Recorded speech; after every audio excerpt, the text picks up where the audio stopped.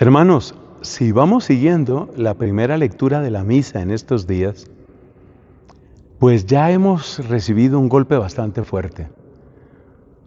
Salmanasar, rey de Asiria, invadió, derrotó, arrasó completamente al reino del norte. No se te olvide, reino del norte, reino de Israel, reino del sur, reino de Judá.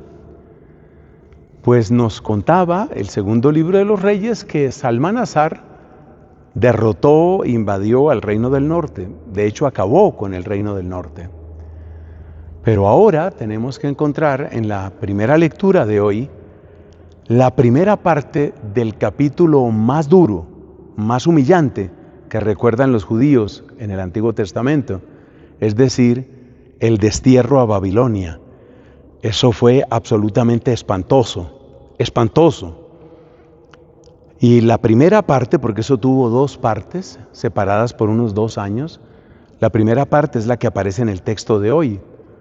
Un rey de un imperio extranjero, los caldeos, un rey llamado Nabucodonosor, pues llega a la ciudad misma de Jerusalén, la ciudad santa, la ciudad de David, la invade y después de adueñarse de la ciudad, pues se adueña de los tesoros de oro y de cosas preciosas, las riquezas que tenía el templo de Jerusalén. No contento con eso, realiza una primera deportación de gente que era apta para servicio militar y también lo que podríamos llamar personas de cierta posición social. Ahí estaban muchos ricos, en lenguaje de hoy diríamos muchos empresarios, por ejemplo. Todo eso se lo llevó Nabucodonosor, las cosas y la deportación de las personas. El que estaba de rey se llamaba Jeconías, otra traducción dice Joaquín, se refiere a la misma persona.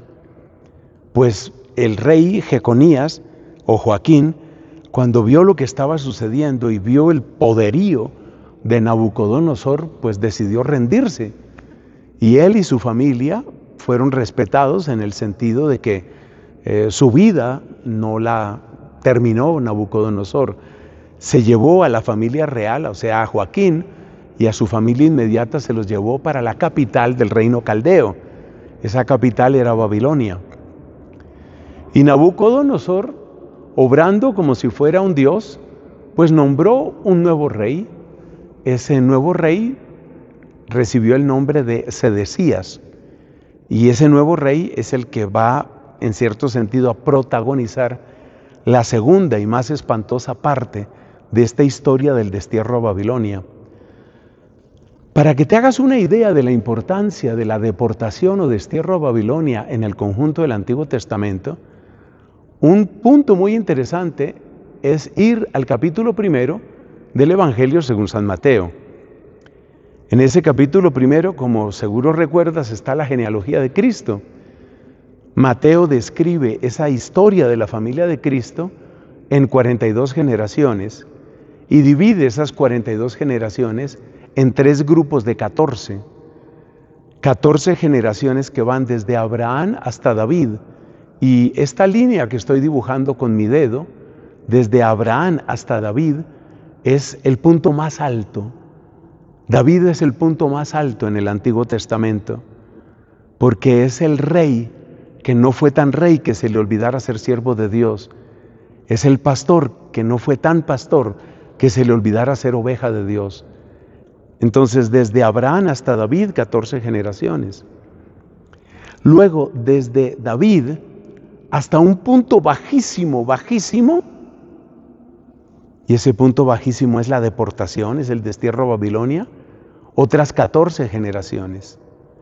Y luego, desde ese punto bajísimo hasta llegar a José, el esposo de la Virgen, otras 14 generaciones. De tal manera que Mateo, el evangelista que sin duda está mucho más cerca a la cultura judía, presenta a la familia de Cristo, la historia de la familia de Cristo, en 3 porciones que nos llevan desde Abraham hasta David, desde David hasta el destierro, punto bajísimo, y luego del destierro hasta José, el esposo de María. Lo importante de esa distribución en el contexto de lo que estamos hablando es que nos muestra cuáles son los puntos fundamentales, cuáles son los puntos de articulación de la historia del pueblo de Dios.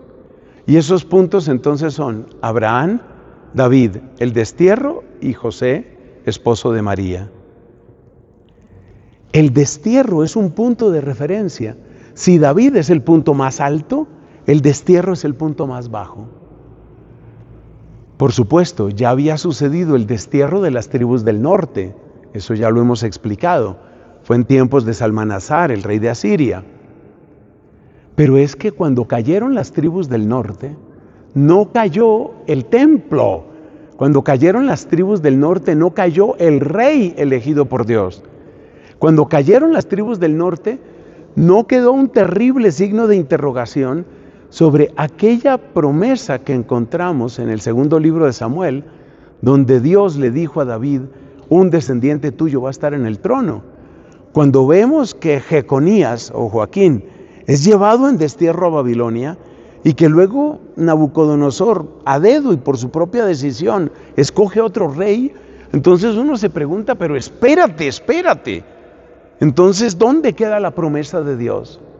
Por eso, el destierro a Babilonia no solo es un acontecimiento cruel, terriblemente cruel, increíblemente doloroso para la memoria del pueblo judío, no solamente es eso, sino que el destierro a Babilonia también es el tiempo de la terrible perplejidad. Es el tiempo en el que, por decirlo así, todos los fundamentos, todos los cimientos se agrietan, se rompen y parece que todo se hunde y parece que la fe no tiene sentido. Es como experimentar el sabor de la muerte. Ese es el destierro a Babilonia. Pero no nos quedemos ahí, porque la historia no se detuvo ahí. Por cierto, es lo más triste que conocieron los judíos. Pero la historia no termina ahí. Y esto lo digo porque tal vez algunos de nosotros hemos pasado o estamos pasando por un momento supremamente bajo. Y a ti te repito, si estás viviendo eso, la historia no termina ahí. Dios sigue siendo Dios. Y Dios mostrará su gloria, mostrará el poder de su alianza, mostrará la abundancia de su misericordia. Amén.